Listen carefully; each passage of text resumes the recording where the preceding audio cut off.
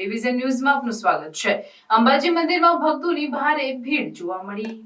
હોળીની પૂનમને લઈને યાત્રાધામ અંબાજીમાં ભક્તોની ભારે ભીડ જોવા મળી। અંબાજી મંદિરમાં ફૂલોથી શણગાર કરવામાં આવ્યો અને ગબ્બર પર્વત ઉપર ગબ્બરનો ગોખ શણગારવામાં આવ્યો હતો। હોળી પ્રગટાવ્યા બાદ જ અંબાજી મંદિરમાં સાંજની આરતી થશે। પૂનમને લઈને અંબાજી મંદિરમાં ભક્તોની ભારે ભીડ અને ગબ્બર પર્વત ઉપર ભક્તોની ભારે ભીડ જોવા મળી।